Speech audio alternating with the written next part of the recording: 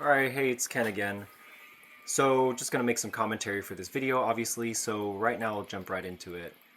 Right now, what we're doing is we call this dinking and just warming up, so whenever somebody just joins the court, or hasn't played their first game quite yet, we just like to hit the ball around, practice some soft hits, and then eventually back up, and we call it practice some deep hits. And this is just good just to calibrate, to make sure we're hitting nice and low towards the net, as well as hitting within bounds but close to the line in the back, as well as the sides. And to just get a sense of the wind, as well as just get used to everything. So, game's about to begin. So, whenever you start a game, whoever starts, you start on number 2, meaning that once you guys miss or fail to return a ball, then you guys just automatically switch to the other side, and the second person does not get to serve. So we got a good point there because Angie, my friend here, was able to get that ball at a nice angle, and Dan cannot return that. So notice there that too, like if you hit the ball, if somebody else's ball comes into the court, you just call ball, you redo the point. Again there, Angie just slammed that ball so hard that it was hard for the defender to even respond adequately. Typically, what the professionals say is you just want to put your paddle up in those cases. You want to get in the right position instead of trying to focus too hard on hitting it back hard. Just want to get your paddle in the right spot. So over there, my mistake was that he slammed it down, and I returned it. However, when I returned it, I put it into optimal firing range for him, causing it to be very difficult for me to return. So you very much want to hit it nice, low towards the net. You'll see there, my opponent did return the ball, but because she popped it up real high, I had all the time in the world to make a decision of whether I should slam it or if I should just hit it nice and soft. So I decided to slam it that time, let out some frustration. Alright, very good.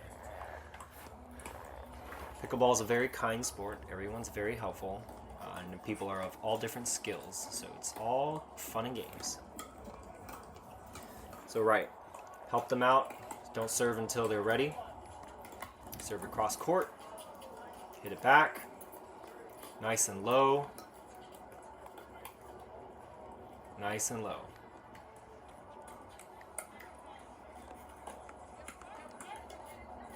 So then, because we got the point, we're going to rotate.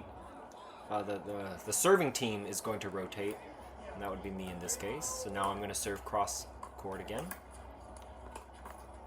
Alrighty. Notice she tried to return it nice and low, because if you hit it too high, it'll give them a chance to slam it on us. But if you can hit it nice and low, it can maybe make them make a mistake and allow us to have a better slamming opportunity. So this one I should hit nice and low, which I did. It makes it very hard for them to control the ball and to slam it back at us with high velocity, resulting in our point. Okay, so now we're going to keep making some points. Sheila is serving. She announced the score 4-0-2, which means we have 4 points. They have 0 points, and we are on our second server. And once we fail to return the point successfully, then it'll be their serve. Okay, serve cross court again. So, unlike tennis, if the ball hits the net but still goes into the cross court in the right spot without touching the kitchen line, that ball is still in play. Do not stop playing in that case. Keep playing. So in that case, Dan got a point because we failed to return over the net. So now he serves cross court. It's a very good serve. It's a very good serve. He put a lot of spin and a lot of power behind that, resulting in my return going out of bounds, giving him another point for the team. Now he serves again. We serve nice back. We hit it nice and soft.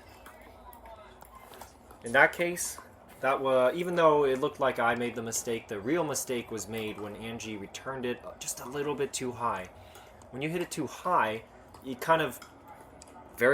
gives the enemy team so many options to either slam it, Slam it left, slam it right, slam it down right at your feet, slam it high, slam it low. All the slams are possible. Okay, so now they're still going. They serve cross court. Nice and shallow, forcing us to run. But the problem with doing that is now we're already at the kitchen. We have plenty of time to go to the kitchen. And once we're at the kitchen, it opens up the entire court for us. We can hit it shallow, we can hit it deep, we can hit it left, we can hit it right. Alright, so now we do a side out since it's their second server. Now it's our point. 5-3 on 1 is the score. Serve it cross court, she serves it back. Nice and deep, that's a good return. I only returned it that deep because I saw that she was standing far back. You typically want to aim at the person who's standing far back because they cannot slam it in your face because they're not at the kitchen. They're too far back. Otherwise, you want to do what we call a drop shot, in which you keep the ball low, close to the net, into the kitchen. That makes it very, very difficult for the opposing team to slam on you, giving you a chance to kind of reset. So these are called drop shots or reset shots. So we switch sides on account of the wind. When you hit 6, you typically want to switch in order to allow the environment to be as little of a confounding variable as possible. So here we go. Serves across. Nice and deep return is good.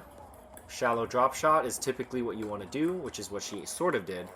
And it makes it very difficult for them to make an aggressive play, giving us time to run up to the kitchen and defend that line. Okay, she serves across. Nice and deep.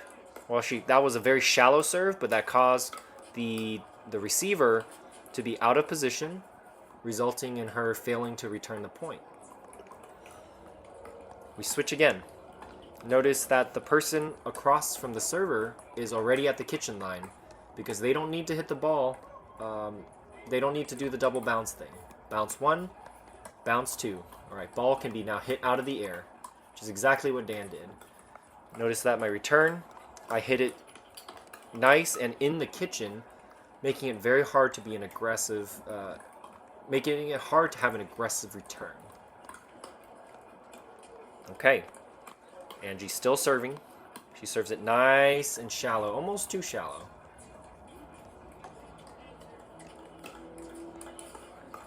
Alright, left him hanging there a little bit. Typically what you do is, part of the sportsmanship is that you clink paddles, just as a way of, it's like a little fist bump essentially, so you want to do that. So apparently we did get that point. Oh, some ball interference there. Just kindly return it. Alrighty, so we reserve. Alright, notice that I'm standing in the back with Angie. I'm not going to run forward quite yet. So, yeah, so that was a tough call to make, but essentially it's always going to be at the call of the receiving team. So, because he called it out, it's out. Even if it touched the line, it's out. You just want to protect your reputation. If you make a bunch of bad calls, no one's going to want to play with you. You're going to be kind of that guy who lies to get points on a sport called pickleball. Don't be that guy, okay? Make the best call you can make, but just be confident in it. She serves cross. It's way too high. And so I have to let it bounce, so I'm not going to hit it out of the air because of the double bounce rule. I go up to the kitchen because I'm across the server. She returns it nice and deep.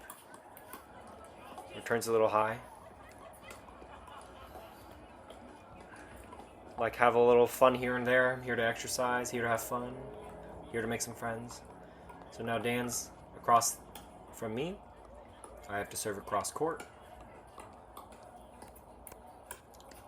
Hits it nice. You want to hit a nice drop shot like that.